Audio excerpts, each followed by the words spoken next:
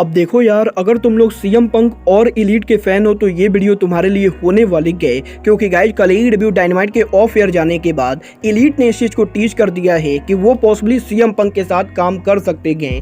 AEW के कल हुए शानदार डायनामाइट के बाद डायनामाइट की व्यूअरशिप सामने आ चुकी गए। AEW women champion Jamie Heather की इंजरी सिचुएशन को लेकर बैक स्टेज से बहुत बड़ी अपडेट आ रही गए।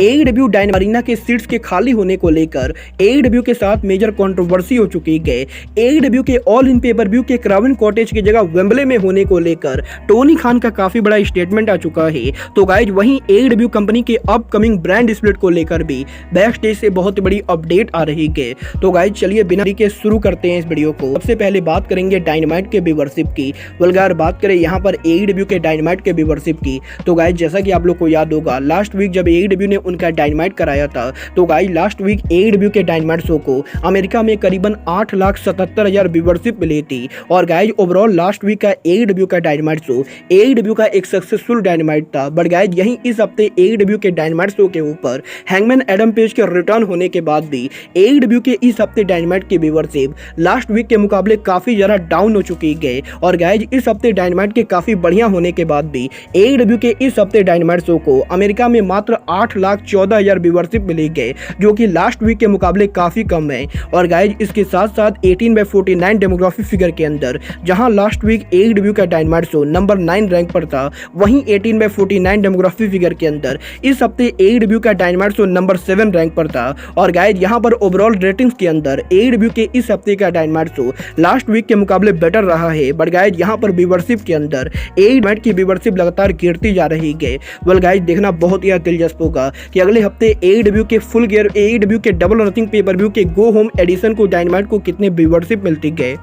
बट गाइज जहां तक बात रही इस हफ्ते AEW के डायनामाइट की, तो गाइज अगर आप लोगों ने इस हफ्ते AEW डायनामाइट को ध्यान से देखा होगा, तो गाइज आप लोगों ने देखा होगा कि इस हफ्ते AEW के डायनामाइट शो के ऊपर AEW कंपनी अरीना में मौजूद क्राउड को ज्यादा शो नहीं कर रही थी। और गाइज ज्यादातर टाइम पर अरीना के अंदर लाइट्स काफी डाउन रह रहे थे। और गाइज यहाँ पर इसका सबसे बड़ा रीजन ये है कि इस हफ्ते AEW के डायनामाइट शो के ऊपर अरीना के अंदर एक साइड के सीट पूरी तरह से खाली थे। और गाइज क्योंकि डायनामाइट के ऊपर करीबन 1000 से भी ज्यादा सीट खाली थे, तो गाइज इसीलिए AEW को लाइटनिंग सेटअप में प्रॉब्लम हो रही थी। क्योंकि गाइज अगर AEW कंपनी लाइट्स को ऑन करती तो गाइज यहाँ पर टीवी के ऊपर खाली सीट दिखाई देते, जो कि बहुत ज्यादा बेकार लगते। बट गाइज यहीं इन खाली सीट्स को भरने के लिए AEW कंपनी ने एक जबरदस्त फैसला अपनाया है, जहां पर AEW के लास्ट वीक डायनामाइट शो के ऊपर AEW कंपनी ने पेड क्राउड को लाने की कोशिश की थी। वेल गाइज अगर आप लोग को नहीं मालूम है तो गाइज मैं आप लोग को बता दूं, AEW WWE ये दोनों ऐसी कंपनी के जो काफी बार उनके शो के ऊपर अरीना को फुल करने के लिए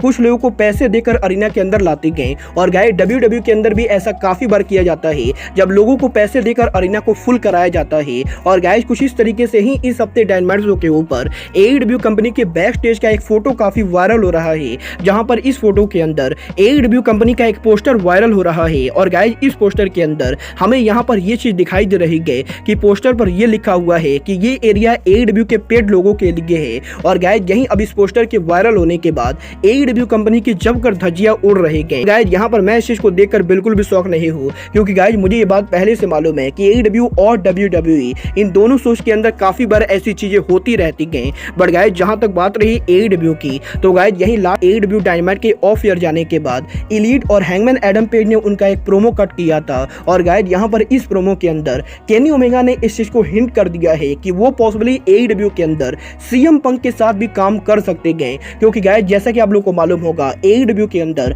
हैंगमैन एडम पेज और केनी ओमेगा की लंबी राइवलरी रही गई। और गाइस कल डायनामाइट पर हैंगमैन एडम पेज और केनी ओमेगा का रियूनियन होने के बाद डायनामाइट के ऑफ एयर जाने के बाद केनी ओमेगा उनका प्रोमो कट करते गए, जहां पर ओमेगा के इस प्रोमो के अंदर केनी ओमेगा ये कहते गए कि केनी ओमेगा ने कभी सपने में भी नहीं सोचा था कि वो हैंगमैन एडम पेज के साथ दोबारा काम करेंगे। बट गाइस अब जबकि ओमेगा हैंगमैन के साथ काम कर सकते गए, तो गाइस केनी ओमेगा दुनिया में किसी के भी साथ काम कर सकते गए। और गाइस यहाँ पर दो लोगों के बीच में कितनी भी दुश्मनी को जब दो लोग साथ में रूम में बैठकर बात करेंगे तो वो सभी दुश्मनी ओवर हो सकती है। और गाइस दुनिया में कोई भी किसी के साथ काम कर सकता है। और गाइस इनडायरेक्टली केनी ओमेगा के इस प्रोमो के अंदर केनी ओमेगा पॉसिबली इस चीज को हिंट कर रहे गए कि वो even in future CM Punk के साथ भी काम कर सकते गए। वेल गाइस मुझे इस चीज की काफी ज्यादा पॉसिबिलिटी लगती है कि केनी ओमेगा चाहे तो एडब्ल्यू के अंदर सीएम पंक और केनी ओमेगा का मैच हो सकता है। वेल गाइस आने वाला टाइम बताएगा कि एडब्ल्यू के अंदर ओमेगा और पंक का मैच होगा या नहीं।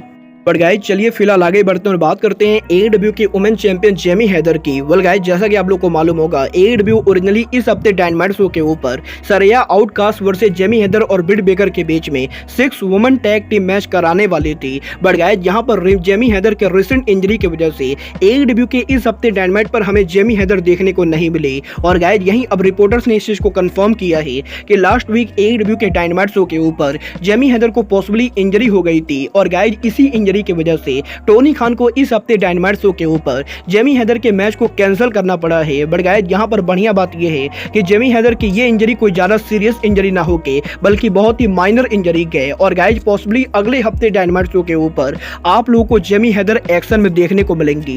वेल गाइस देखना बहुत ही दिलचस्प होगा कि नेक्स्ट वीक डायनामाइट पर जेमी हैदर रेसल करती है या नहीं। बट गाइस चलिए फिलहाल आगे बढ़ते और बात करते हैं एडब्ल्यू के अब तक के बिगेस्ट शो एडब्ल्यू ऑल इन की। वेल गाइस बात करें यहाँ पर एडब्ल्यू ऑल इन की तो गाइस जैसा कि आप लोग को मालूम है एडब्ल्यू ऑल इन पेपर व्यू के वेम्बले स्टेडियम में अनाउंस होने से पहले पिछले 2 सालों से इस चीज को लेकर रूमर चल रही थी कि अगर एडब्ल्यू कंपनी यूके के अंदर उनका डेब्यू करते गए तो गाइस एडब्ल्यू यूके में क्रावन कॉटेज के अंदर उनका शो करेगी, क्योंकि गाइस क्रावन कॉटेज टोनी खान का होम स्टेडियम है। और गाइस यहीं अब एडब्ल्यू के यूके में डेब्यू शो के ऊपर एडब्ल्यू का शो जब क्रावन कॉटेज में नहीं हो रहा है तो गाइस यहीं इस हफ्ते टोनी खान ने उनके इंटरव्यू के अंदर ऑल इन के क्रावन कॉटेज की जगह वेम्बले में होने को लेकर बात की गई, जहां पर टोनी खान का ये कहना है कि क्रावन कॉटेज टोनी खान के काफी ज्यादा करीब है। और गाइस टोनी खान हमेशा ही क्रावन कॉटेज के अंदर एडब्ल्यू का शो करना चाहते थे। बट गाइस क्योंकि यहां पर वेम्बले स्टेडियम के मुकाबले क्रावन कॉटेज की कैपेसिटी काफी कम है तो गाइस इसीलिए जब एडब्ल्यू ने उनके पहले शो को यूके में प्लान किया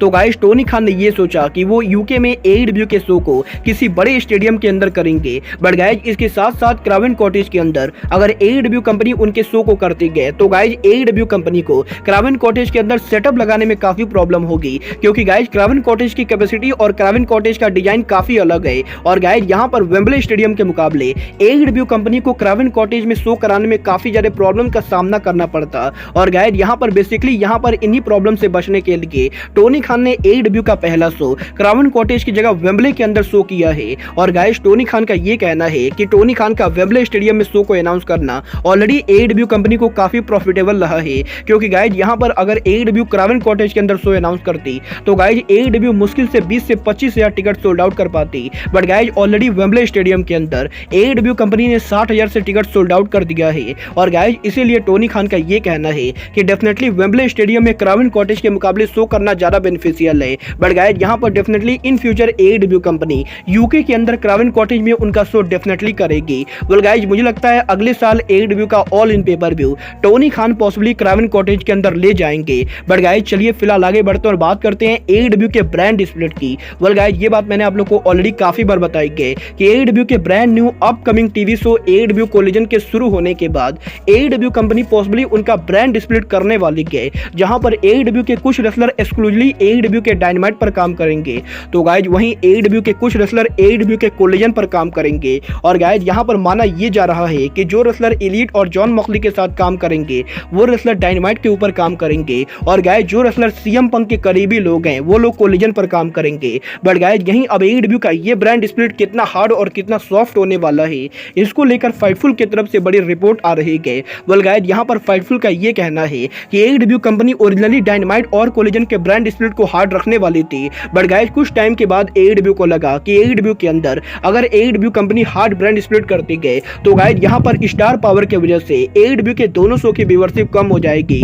और गाइस इसीलिए एडब्ल्यू ने बाद में उनके प्लान को चेंज करके इस ब्रांड स्प्लिट को सॉफ्ट ब्रांड स्प्लिट कर दिया था। बट गाइस यहां पर करीबन 2 दिन पहले एडब्ल्यू के अंदर एक बार फिर से ब्रांड स्प्लिट के प्लान चेंज हो चुके हैं। और गाइस एक बार फिर से एडब्ल्यू कंपनी उनके ओरिजिनल प्लान पर वापस जा रही है, जहां पर एडब्ल्यू कंपनी एक बार फिर से कोलिजन और डायनामाइट के बीच में ब्रांड स्प्लिट को हार्ड ब्रांड स्प्लिट रखने वाली है। बट गाइस इस बार एडब्ल्यू ने उनके प्लान्स को थोड़ा सा चेंज कर दिया है, जहां पर इस प्लान के हिसाब से AEW कंपनी के जितने भी चैंपियन होने वाले हैं वो चैंपियन दोनों शो के ऊपर काम करेंगे। और गाइज पॉसिबली CM पंक और एलिट जैसे रेसलर कभी कभी AEW कोलिजन और डायनामाइट के ऊपर एक्सचेंज करेंगे। बट गाइज यहाँ पर ज्यादातर AEW के जो रेसलर होने वाले हैं वो रेसलर अपने अपने ब्रांड के ऊपर काम करेंगे। और गाइज यहाँ पर 80% रेसलर जो ऐसे होने वाले हैं जो सिर्फ और सिर्फ डायनामाइट पर काम करेंगे, तो गाइज वहीं 80% रेसलर ऐसे होने वाले हैं जो सिर्फ और सिर्फ कोलिजन पर काम करेंगे। बट गाइज यहाँ पर डेफिनेटली AEW के कुछ ऐसे बड़े रेसलर होंगे जो पॉसिबली दोनों शो पर इन फ्यूचर एक्सचेंज करेंगे। वेल गाइज देखना बहुत ही दिलचस्प होगा कि AEW का ये ब्रांड स्प्लिट एक्चुअली कैसा होता है। बट गाइज आपको क्या लगता है, AEW का ब्रांड स्प्लिट हार्ड होना चाहिए या फिर AEW का ब्रांड स्प्लिट सॉफ्ट होना चाहिए? आप लोग मुझे कमेंट करके बताइए। बट गाइज अब आज के इस वीडियो में बस इतना ही। मैं मिलता हूं आपसे अपने अगले वीडियो में। बट गाइज तब तक के लिए good bye, good night and bang.